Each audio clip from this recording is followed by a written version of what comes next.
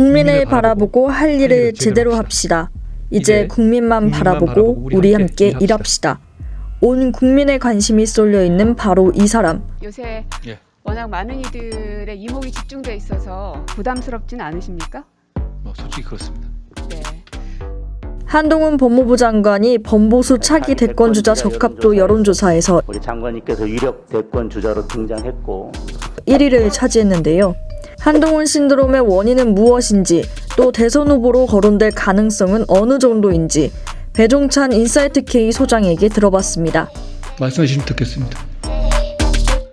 가장 큰 건 스타성이라고 봐야 되겠죠. 그러니까 스타가 된다는 건 대중성인데 첫 번째로 이제 대중성이다. 그 이야기는 대중들이 매력을 느낄 만한 요소를 갖추고 있어요. 자질을 갖추고 있다. 그러니까 저는 법무행정의 책임자로서 법무부 장관으로서 또 서울대법대 출신의 검사로서 능력이 없으면 사람들이 이 사람의 직업군의 특징상 능력이 없으면은 곽강을 받을 수가 없어요. 그런데 능력이 있잖아요.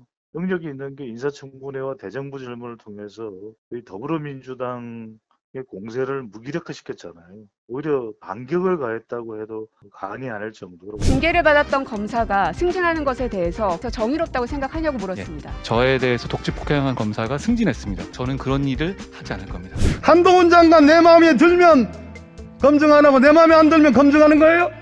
과거에 그러면 위원님께서 근무하셨던 민정수석실에서는 그럼 어떤 근거에서 사람들 명부를 전부 대놓고 나서 검증하셨습니까? 그 정도의 객관적 투명한 업무를 하는데 이렇게까지 반대하시는, 이미 출범이 2달이 지난 데까지 이렇게까지 반대하시는 이유를 저는 이해하기가 어렵습니다.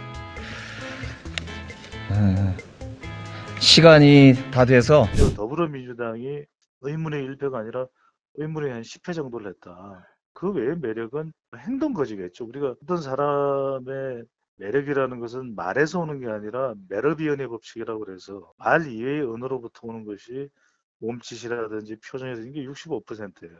두 번째는 뭐냐면 대체성이에요. 윤석열 대통령이 인기가 많았다면 한동훈이 이렇게 떠지 않아요. 근데 이제 대체성이라는 건 뭐냐면 윤석열 대통령이 기대에 못 미쳐. 그러니까 한동훈이 더 인기가 있는 거예요. 괜찮은 사람이라는 생각 정도였는데 윤석열 대통령이 기대치에 못 맞추고 지지율이 곤두박질 치니까 결국 지지율이라는 게 대통령의 능력도 능력이지만 자질이잖아요. 대통령이 제대로 평가를 못 받는 지경이 돼버렸으니까 그럼 누가 있어? 이럴 때 바로 뭐 오세훈이나 홍준표나 쪽으로 넘어가지 않죠. 아 그래 그러면 지금 정부에 새로운 사람이 있어?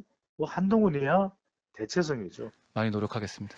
아주 과거로 돌아가면 박찬종 같은 사람이 있죠. 여러 시험을 함께 합격을 했던 인물이고 언변도 있었고 그 사람이 그래서 서울시장 후보와 대선 후보로서 조명을 받았지만 결국 그 자리에 올라가지는 못했죠. 2000년대는 안철수라고 봐야 되겠죠. 2000년대는 안철수가 조명을 많이 받았잖아요. 2011년부터 10년 넘게 존재했는데 결국은 뭐냐면 지금도 한동훈에게 마찬가지로 적용이 되는 것이 자 그래 대중성과 대체성 대대는 됐다. 마지막에 뭐예요? 승모하려면 대통령성이죠. 대통령이라는 게 뭐냐면 집권 가능성과 그 다음에 안정성과 조직성이에요. 윤석열 대통령도 보면 대중성이 있었잖아요. 보수 정당에 없었어 아무도. 그러니까 대체성이 있으니까 정권 교체를 이유로서 대통령이 된 거예요. 근데 대통령성이 없는 사람도 그 자리에 올라가면 또 맞춰서 하면 돼요. 뭐 누군 태어날 때부터 대통령인 사람이 어디 있어요?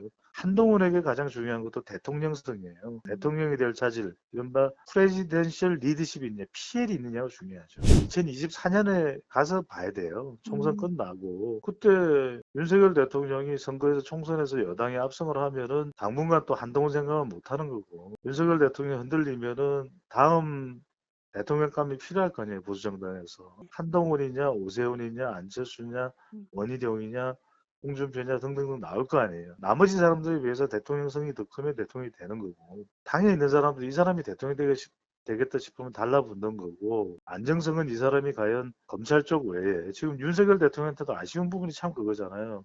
아니, 서울법대로 나오면 뭐합니까? 그건 다른 문제예요. 리더십은.